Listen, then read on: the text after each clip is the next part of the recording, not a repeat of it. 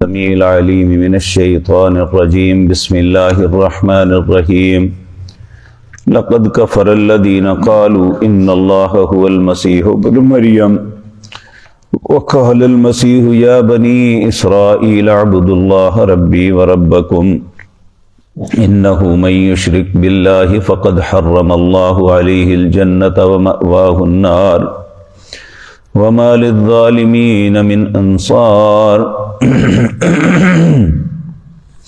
لقد كفر الذين قالوا إن الله ثالث ثلاثة وما من إله إلا إله واحد وإن لم ينتهوا عما يقولون ليمسن الذين كفروا منهم عذاب أليم افلا يتوبون الى الله ويستغفرونه والله غفور رحيم ما المسيح ابن مريم الا رسول قد خلت من قبله الرسل وامه صديقة كان يأكلان الطعام انظر كيف نبين لهم الآيات ثم انظر أنى يؤفكون قل أتعبدون من دون الله ما لا يملك لكم ضرا ولا نفعا والله هو السميع العليم۔ حضرات محترم، گزشتہ آیات میں یہود کی برے عقیدوں کے معاملے میں اور ان کی بدعہدی اور ان کی سزا اور جزا کے متعلق اللہ رب العزت نے بیان فرمایا۔ آج جو آیات آپ کے سامنے تلاوت کی ہیں، اس میں اللہ رب العزت عیسائیوں کے برے عقیدے کے متعلق اور اس کی تصحیح فرما رہے ہیں۔ عیسائی مذہب کے اندر دو قسم کے فرقے ہیں، بعض نے انہیں تین میں ڈیوائیڈ کیا ہے۔ ایک تو وہ بد نصیب ہیں جو کہتے ہیں مسیح ہی اللہ ہیں، نعوذ باللہ من ذالک، اور ایک عیسائی وہ ہیں جن کا تثلیث پہ عقیدہ ہے، یعنی اللہ تین مل کے بنتے ہیں، یعنی نعوذ باللہ اللہ رب العزت کو باپ کہتے ہیں، مریم علیہ السلام کو بیوی اور سیدنا عیسیٰ علیہ السلام کو بیٹا کہتے ہیں۔ اور یہ بات یاد رکھیں کہ یہ بہت بڑی بدقسمتی ہے کہ قرآن جیسی واضح کتاب ہونے کے باوجود اور اس میں ساری مثالیں ہونے کے باوجود مسلمانوں میں بھی بعض ایسے بدبخت ہیں جو کہتے ہیں احد اور احمد ایک ہی ہیں۔ جب وہ عرش پہ ہو تو احد ہے، تو جب دنیا میں آ جائے تو احمد ہے۔ تو اللہ رب العزت نے عیسائیوں نے جب یہ عقیدہ بنایا ان اللہ هو المسیح ابن مریم، تو اللہ نے کہا یہ کافر ہو گئے ہیں، باوجود اس بات کے کہ وہ دین عیسوی پہ اپنے آپ کو قائم کہتے تھے کہ ہم عیسیٰ علیہ السلام کو مانتے ہیں، لیکن ان کا عقیدہ یہ ہے کہ عیسیٰ علیہ السلام ہی اللہ ہیں، تو اللہ نے کہا یہ کافر ہو گئے۔ لقد کفر الذین قالوا ان اللہ هو المسیح ابن مریم، البتہ کافر ہو گئے وہ لوگ جنہوں نے کہا کہ بے شک اللہ وہی تو مسیح ابن مریم ہے۔ اعوذ باللہ من الشیطان الرجیم۔ وقال، اور اللہ فرماتے ہیں المسیح، مسیح علیہ السلام نے یہ بات کہی تھی، یا بنی اسرائیل، اے بنی اسرائیل، اعبدوا اللہ ربی وربکم، اللہ کی عبادت کرو جو میرا بھی رب ہے اور تمہارا بھی رب ہے۔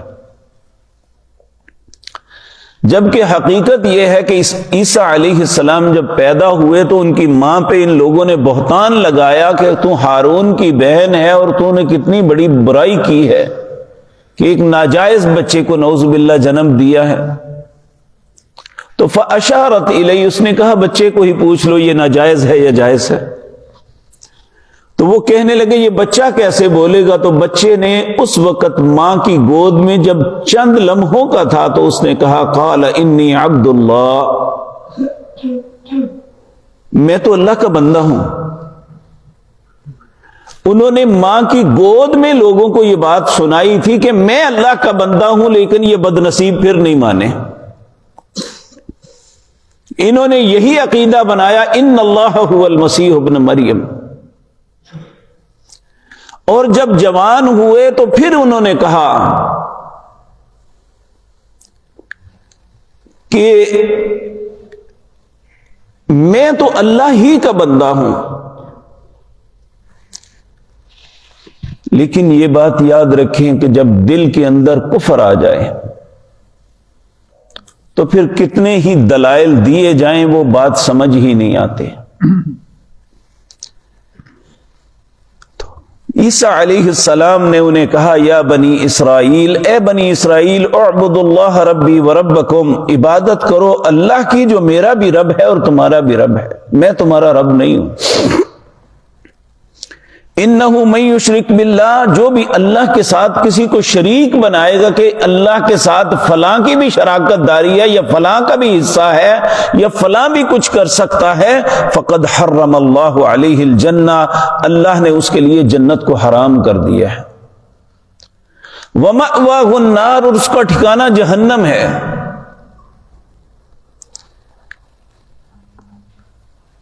وما للظالمین من انصار، یہ جو کہتے ہیں نا فلاں مددگار فلاں مددگار فلاں مددگار، اللہ کہتے ہیں کوئی مددگار نہیں ہوگا اللہ کے علاوہ. پھر دوسرا عقیدہ جو تھا وہ ثالث ثلاثہ، تین میں سے ایک ہے. اللہ نے ان لوگوں کو بھی کہا لقد کفر الذین قالوا ان اللہ ثالث ثلاثہ، جنہوں نے کہا اللہ تین میں سے تیسرا ہے وہ بھی کافر ہو گئے. بلکہ وما من الہ الا الہ واحد، تمہارا الہ تو اکیلا ایک الہ ہے، اس کے ساتھ اس کا نہ کوئی شریک ہے، نہ کوئی وزیر ہے، نہ کوئی ساتھی ہے. انما هو الہ واحد وما من الہ الا الہ واحد، نہیں مگر الہ تمہارا الہ واحد ایک ہے. وَإِن لَّمْ يَنْتَهُوا، اللہ نے کہا اگر تم باز نہ اس عقیدے تے اما یقولون جو تم کہہ رہے ہو لَيَمَّسَّنَّ الَّذِينَ كَفَرُوا مِنْهُمْ عَذَابٌ أَلِيمٌ، ایسے کافروں کو میں دردناک عذاب میں مبتلا کروں گا. اور بدقسمتی سے یہ بھی دیکھیں کہ مسلمانوں کے اندر بھی تصوف کے نام پہ یہ اتنے گندے اور غلیظ عقیدے ہیں بنے ہوئے کہ کہتے ہیں جی فلاں شخص عبادت کرتے کرتے اتنا اوپر چلا گیا کہ فنا فی اللہ ہو گیا، وہ اللہ کے اندر ہی فنا ہو گیا، نعوذ باللہ. اور ایک عقیدہ یہ ہے حلول، کہ ایک انسان عبادت کرتے کرتے اتنا ہو گیا کہ اللہ ہی اس کے اندر آ گیا. اللہ ایسے لوگوں کو کہتے ہیں لقد کفر الذین، یہ لوگ کافر ہیں، لیکن اسے ہم نے تصوف کا نام دے دیا. ایک شخص تھا جس کا نام حسین بن منصور حلاج تھا. یہ بدبخت گمراہی میں اتنا آگے بڑھ گیا کہ اس نے کہا انا الحق، میں ہی حق ہوں، میں ہی اللہ ہوں. تو اس وقت کے حاکم نے اسے سولی پہ چڑھا دیا. تو آج اسے تصوف کا بابا آدم سمجھا جاتا ہے اور اس کی صفائیاں پیش کی جاتی ہیں کہ اس کا مقصد یہ نہیں یہ تھا، وہ تو فنا فی اللہ ہو گیا اس لیے اس نے کہہ دیا انا الحق. جبکہ جو لوگ قرآن کو سمجھتے تھے، دین کو سمجھتے تھے، انہوں نے سمجھا کہ یہ بہت بڑا فتنہ ہے، اسے سولی پہ چڑھا دو.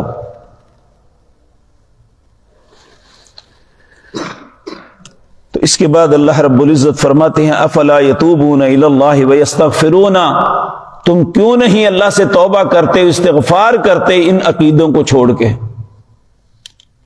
اپنی عقائد کو درست کرو، اللہ رب العزت کو واحد تصور کرو، اس کا کوئی شریک نہیں اور اللہ کسی کا پابند نہیں ہے. واللہ غفور الرحیم، اگر توبہ کر لو گے تو اللہ بخش دے گا. پھر اللہ فرماتے ہیں مل مسیح ابن مریم الا رسول، یہ مسیح بن مریم جو ہے یہ اللہ کے رسول تھے، اللہ کے بھیجے ہوئے تھے۔ قد خلت من قبلہ الرسول، ان سے پہلے بھی بہت سے رسول آئے۔ وَأُمُّهُ صِدِّيقَةٌ، جس پاکیزہ عورت پہ الزام لگا رہے ہو تو وہ تو بڑی صدیق، سچی اور پاک دامن تھی۔ كَانَا يَأْكُلَانِ الطَّعَامَ، اللہ کہتے ہیں یہ دونوں کھانا کھاتے تھے۔ جو کھانا کھاتا ہے اسے رفع حاجت بھی ہوگی، کھانے کے لیے کوشش بھی کرنی ہوگی، ساری چیزیں۔ تو اللہ تو ان باتوں کا محتاج نہیں ہے۔ کہا کانا یاکلان الطعام، اور مکے کے لوگوں نے رسول اللہ صلی اللہ علیہ وسلم کی رسالت کا انکار اس لیے کیا تھا کہ یہ کھانا ہماری طرح کھاتے ہیں، بازاروں میں ہماری طرح جاتے آتے ہیں، اپنی ضروریات پوری کرتے ہیں، اس لیے انہیں نبی نہیں مانتے۔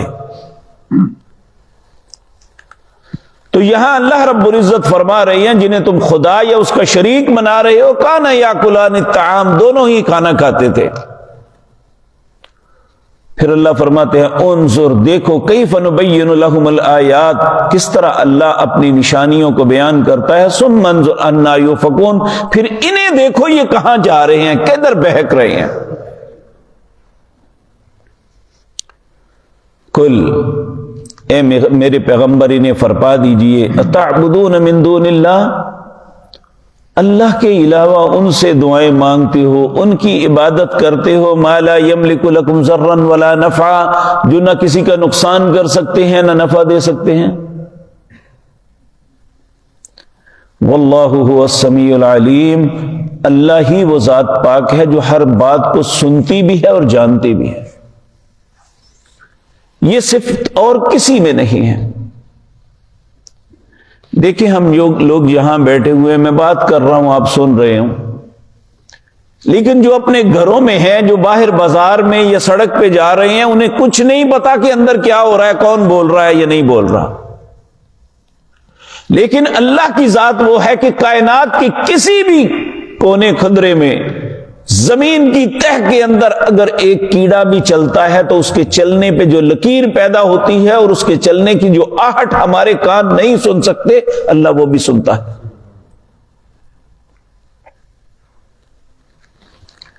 تو اللہ ہی سننے اور جاننے والا ہے، اس لیے ایسی عبادت کسی کی نہیں کرنی چاہیے۔ اور آج کل ہمارے نوجوانوں کو تباہ کرنے کے لیے کہتے ہیں جی ہم توسل لیتے ہیں، ان کے ذریعے سے اللہ تک پہنچتے ہیں۔ یہی بات تو اہل مکہ نے بھی کی تھی، جب انہیں کہا ان بتوں کو کیوں پوجتے ہو، کہنے لگے ما نعبدہم الا لیقربونا الی اللہ، ہم ان کی عبادت تو نہیں کرتے، ہم تو ان کے پاس اس لیے جاتے ہیں اللہ کے ہمیں قریب کر دے۔